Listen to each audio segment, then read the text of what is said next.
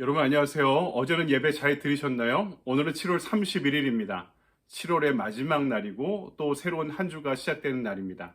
오늘도 하루 한 말씀으로 주님의 말씀을 묵상하면서 오늘 하루를 또 한 주를 힘차게 함께 시작할까요? 오늘 우리에게 주신 말씀은 창세기 32장입니다. 22절로부터 31절까지의 말씀 제가 봉독해 올릴까요?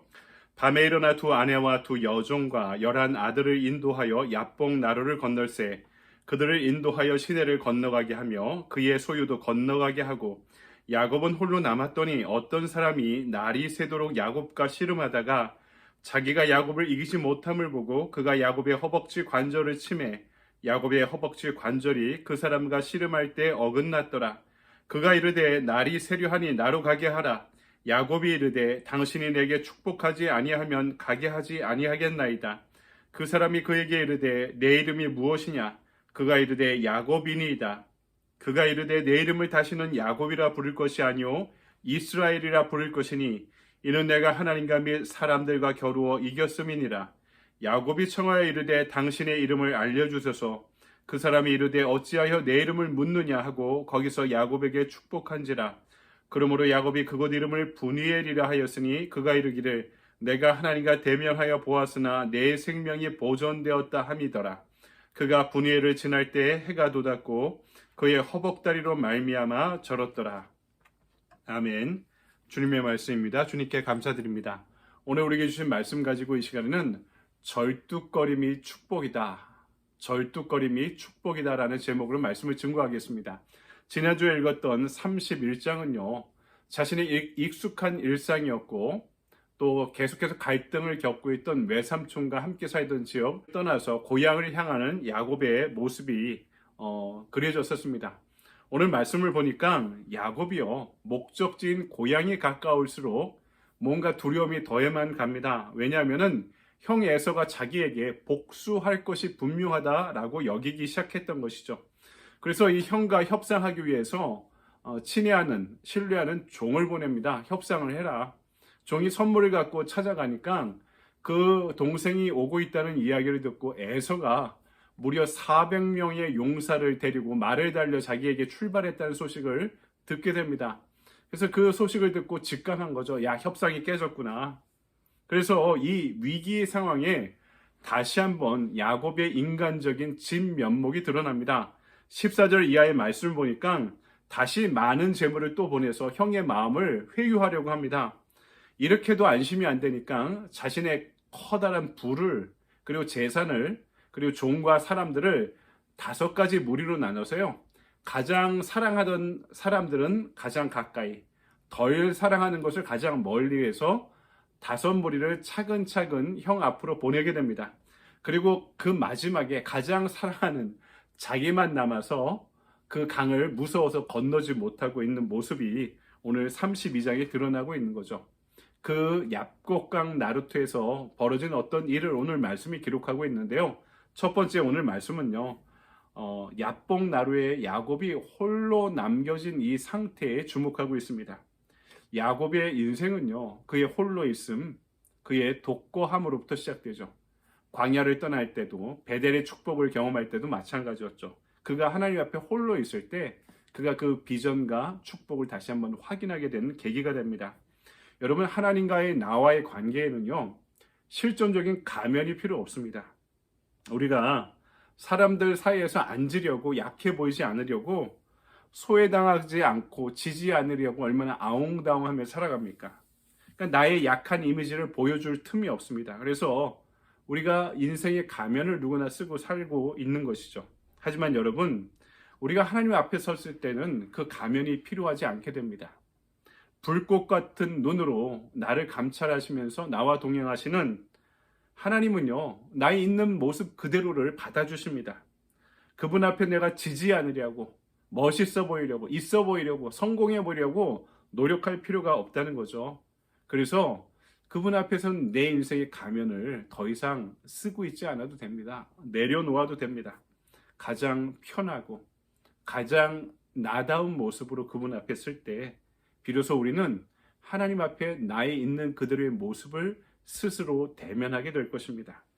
여러분, 우리가 우리 자신을 대면하지 못하면은요, 우리 스스로에게 진실해지지 못합니다. 우리 스스로에게 진실해지지 못하면 우리 인생의 변화를 경험하기 어려운 것이죠. 가장 깊은 곳에서, 인생의 가장 깊은 심연에서 나를 만날 수 있어야 됩니다. 어제 말씀에서 나를 향한 발돋움이 필요하다고 했는데, 오늘 지금 야곱은요, 스스로를 향해 발돋움하고 있는 것이죠. 우리는 우리 자신의 모습을 인정해야 돼요. 뭔가 빠져 있구나, 뭔가 부족하구나, 뭔가 두려워하고 있구나, 뭔가 힘들어하는 구색이 있구나. 다른 사람 앞에 섰을 때는 그렇지 않아 보이려고 노력했는데, 나 홀로 있는 순간 우리는 우리 스스로에게 정직해야 됩니다. 가면을 내려놓고 우린 누구나 홀로 있는 사람임을 그때서야 자각하게 되는 거죠. 지금 야곱이 그런 시간을 갖고 있는 것이죠. 홀로 있는 순간, 자신이 어떤 사람인지, 얼마나 비열한 사람인지, 이렇게 큰 거부가 되어도 여전히 형이 들어와서 가장 사랑하는 나만 남겨놓고 다른 사람을 볼모처럼 보내버리고 있는 이 인간적인 자신의 모습이 얼마나 초라하고 처량한지를 깨닫게 된 것입니다. 바로 그때 하나님께서 찾아오신 거죠. 여러분, 우리는 하나님 앞에서 혼자입니다. 가족이 있고 친구가 있어도요, 때로는 그들이 나보다 먼저가 있는 야복강 나루터 건너편의 사람이 될 때가 있다는 것을 알아야 됩니다. 그래서 결국 나 홀로 있음을 자각할 때, 그 순간 우리가 하나님을 찾게 되는 순간, 아니 하나님이 우리를 찾아오시는 순간이 되는 것이죠. 오늘 말씀은 두 번째, 야곱을, 혼자 있는 야곱에게 찾아오셔서 싸움을 걸고 계신 하나님의 모습을 발견합니다. 24절을 볼까요?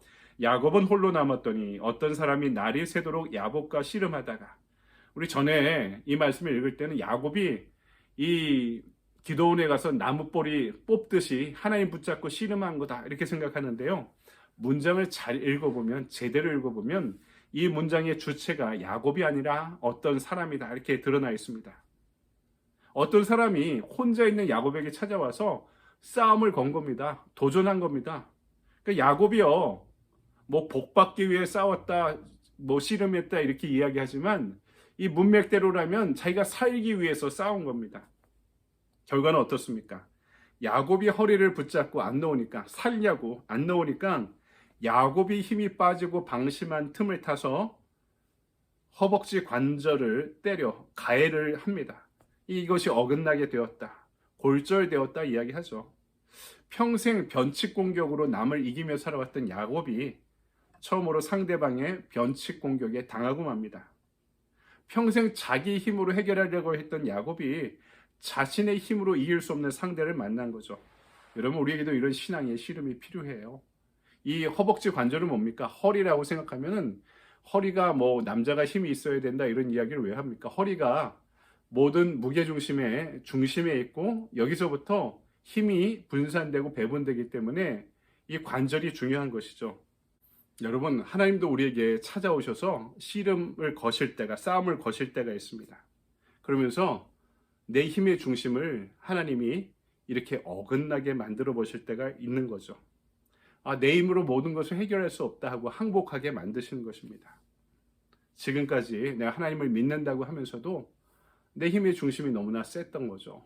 내가 하려고 했고, 이것을 나의 승리로 여기려고 했고, 나의 성공으로, 나의 행복을 위해 살아오려고 노력했었습니다. 근데 그것이 결코 나에게 옳지 않고 좋지 않기 때문에 하나님이 나에게 싸움을 걸어주시면서 내 환도뼈를, 허벅지 관절을 어긋나게 만드시면서 이제 누군가의 도움 없이는 살아갈 수 없는 것 같은 그런 존재로 만드실 때가 있다는 거죠. 이 싸움의 결과가 무엇이라고요? 28절, 너 이름을 다시는 야곱이라 부르지 마라. 이제부터 내 이름은 이스라엘이다. 내가 하나님과 겨루고도 이겼기 때문이다.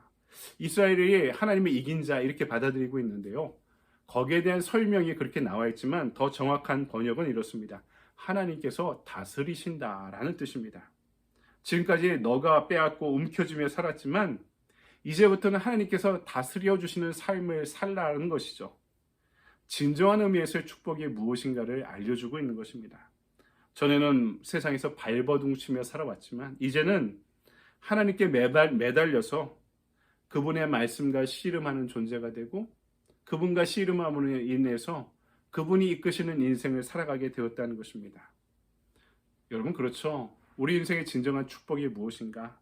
내가 주인된 삶이 아니라 하나님께서 다스리시는 삶을 살아가는 것입니다. 세상을 움켜쥐기 위해 살아가는 것이 아니라 주님과 떨어지지 않기 위해 주님을 움켜쥐며 살아가는 것을 말합니다. 여러분, 우리도 이제 좀 더 성경적인 기준으로 살아가야 됩니다. 축복이 무엇입니까? 성공이 무엇입니까? 저도 성공적인 목회를 하고 싶습니다. 성공하는 목회자가 되고 싶고 여러분도 성공하시길 바랍니다. 근데 그 기준이 무엇인가요? 오늘 야뽕나루에 홀로 있는, 인생의 야뽕나루에 때로는 홀로 떨어져 있는 저와 여러분에게 하나님께서 분명한 성공의 기준이 무엇인지, 그 내용이 무엇인지를 선언하며 말씀하시는 거죠. 그것은 우리가 이스라엘이 되는 것입니다. 이스라엘로 살아가는 것입니다. 내가 움켜쥐는 것이 아니라 하나님 허리를 움켜쥘 때 하나님께서 다스리시는 삶을 살아갈 수 있다고 말씀하는 거죠.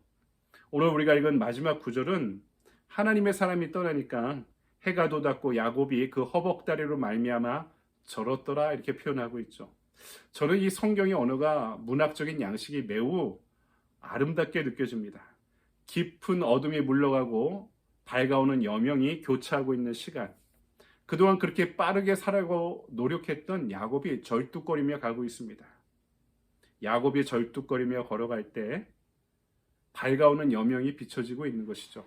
저는 이것이 좀 모순적으로 느껴질 수도 있지만 이 모순과 역설 안에 성경은 진리가 있다고 증언하고 있습니다. 여러분, 내 것으로 살아가는 것으로부터 내가 멈춰질 때 하나님의 것이 되어 살아가기 시작하는 거죠.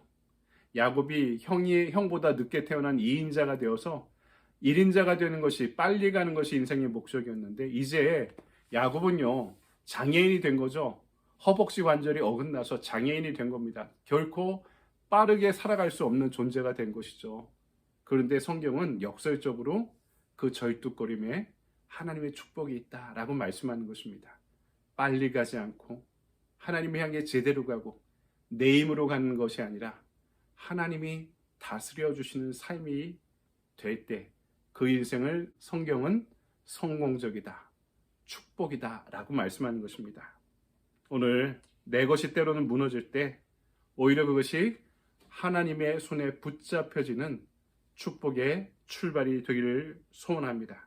그 절뚝거리는 축복을 경험할 수 있는 저와 여러분의 하루가 되기를 주님의 이름으로 간절히 축원드립니다. 아멘. 적용의 질문입니다. 나의 인생의 여정에서 그동안 빨리 가는 것이 중요했습니까? 제대로 가는 것이 중요했습니까? 지금 나의 삶의 영역에서 주님이 다스리시는 영역, 즉 이스라엘로 살아가야 되는 영역은 어디인가요? 묻고 있죠. 한국 사람이 빨리빨리가 중요하죠. 근데 제대로 가는 것이 더 중요하다 말씀하고 있는 것입니다. 오늘 액션 플랜은 이렇습니다. 오늘 하루 한 말씀을 통해 감동 주시는 것에 대해 순종하기. 저와 여러분이 다를 수도 있죠. 저에게 감동 주시는 바가 있고 여러분에게 주시는 감동과 도전이 있을 텐데 그것이 무엇이든 주님이 주시는 것이 분명하다면 이 말씀, 하루 한 말씀 가운데 순종하는 저와 여러분의 하루가 되기를 소망합니다. 언젠가 만날 것을 함께 나누길 소망합니다. 좋은 하루 되십시오. 감사합니다.